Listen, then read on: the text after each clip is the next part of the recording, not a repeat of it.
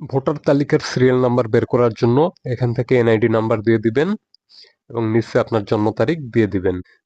জন্ম তারিখ দিয়ে এখান থেকে সার্চ করে দিবেন, তাহলে আপনার ভোটার তালিকা চলে আসবে। এই যে 18/12। হ্যালো এভরিওয়ান, নতুন একটি টেক ভিডিওতে আপনাদের স্বাগতম।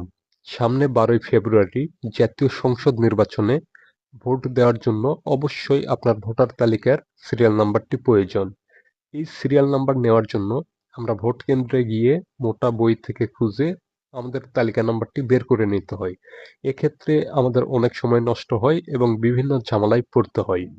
তো আপনি চাইলে আপনার ভোটার তালিকার সিরিয়াল নাম্বারটি আপনার স্মার্টফোন ব্যবহার করে খুব সহজে বের করে নিতে পারেন। তো কিভাবে নিবেন চলুন আজকের ভিডিওতে দেখে আসি। প্রথমে আমরা আমাদের ফোন থেকে প্লে স্টোর ওপেন করব। প্লে স্টোর ওপেন করার পর সার্চ বারে লিখব স্মার্ট ইলেকশন ম্যানেজমেন্ট বিডি লিখে সার্চ করে দেব। সার্চ করলে আপনার সামনে এই অ্যাপসটি আসবে, আপনি এখান থেকে ইনস্টল করে নেবেন। অ্যাপসটি ইনস্টল হয়ে গেলে এখান থেকে ওপেন করে দিবেন। ওপেন করে দিলে আপনার সামনে নতুন একটি পেজ আসবে ঠিক এরকম।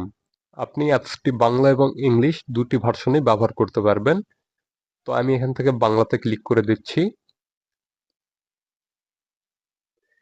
ক্লিক করে দিলে নতুন আরেকটি পেজ আসবে ঠিক এরকম। এখানে দেখুন ত্রয়োদশ জাতীয় সংসদ নির্বাচন, এই বক্সে ক্লিক করে দিবেন। ক্লিক করে দিলে নতুন আরেকটি পেজ আসবে ঠিক এরকম। ডান দিকের নিচের কোণে দেখুন ভোট কেন্দ্র খুঁজুন, এই অপশনে ক্লিক করে দিবেন। দিলে আপনার সামনে নতুন আরেকটি পেজ আসবে ঠিক এরকম। আপনি এখান থেকে আপনার এনআইডি নাম্বারটি দিয়ে দিবেন। এখানে আপনার জন্ম তারিখ দিয়ে দিবেন, এনআইডি কার্ডের যে জন্ম তারিখ দেওয়া রয়েছে সেটাই এখান থেকে দিয়ে দিবেন। ঠিক আছে? তো এনআইডি নাম্বার এবং জন্ম তারিখ দেওয়া হইলে আপনি এখান থেকে সার্চ করে দিবেন। সার্চ করে দিলে আপনার ভোটার তালিকার যে সিরিয়াল নাম্বার এবং কেন্দ্রের নাম দুটাই চলে আসবে।